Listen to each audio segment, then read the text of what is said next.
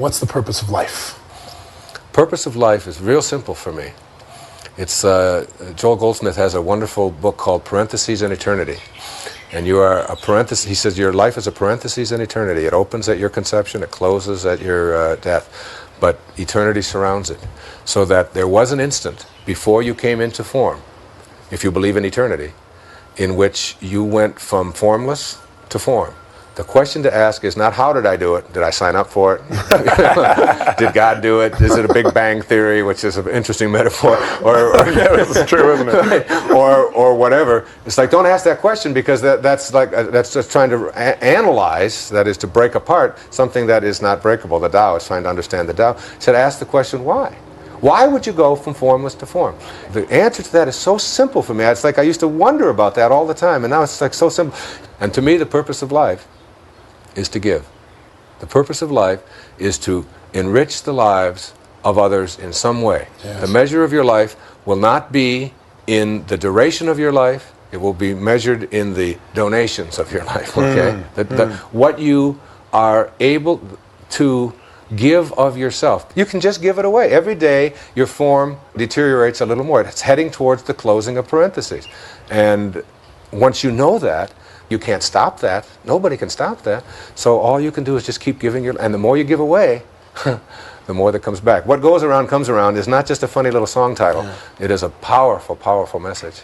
And understanding it basically shifts the quality of life. Well, sure, Tony. It's like getting your life on purpose. Yeah. If your purpose of life is to give, then get your life on purpose, and get everything that you do on purpose. If you're driving a cab, don't be thinking about how much of a fare you're going to get. Yeah. Think about how can I serve this person, and let the fare take care of itself. If you're a salesperson and you're thinking about my quotas and what I'm going to get, you're not on purpose. If you're thinking about the quotas of the person you're serving, that person is going to send you 21 names tomorrow of people that they want you to serve as well. Yeah. It's like the more you give in anything that you do. If you're a dentist, don't think about how much money you can make. Think about making this person's tooth and his mouth as healthy as it can be. Yeah. The universe will take care of the rest.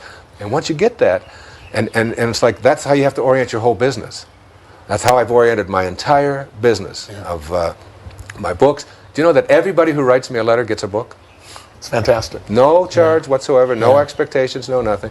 And anybody who writes me and says this tape didn't work, they get a free set. You know, it doesn't make any difference. I don't want to hear about it. Somebody wrote me a letter from Seattle, and they came all the way over to hear me at that program that I was on, that I'd mentioned. I was the keynote speaker. I was the last speaker, and they had to go back because their father was sick, and they spent $100, and they couldn't, and they were very upset. I sent her the $100 and the set of the tapes of the whole day. Yeah. It's like, that's what I believe in doing. Except when people tell me I have to do it. I was going to say, I think there's one organizing principle for you, and that's freedom. That's right. It's because a gift is not a gift when it's somebody telling you what to do. Then it's a debt. When they expect it. That's a debt. Yeah. And I don't want any debts. We live by the same philosophy there. I would agree with you. So if you demand from me that I give you something, or tell me that I have to give it to you, you're not giving me an opportunity to give. You're just giving me a debt. And I've got enough of those. Yeah. This is wonderful. I really It's been great. It's been a great interview. Yeah, it's been nice. In the book that I wrote for the film, The Shift, it was also called The Shift, it has 4 chapters. From ambition to meaning. Moving our lives away from our egos and into a place of meaning. What Serena was up here speaking about. It's a sense of feeling that you're making a difference in the world.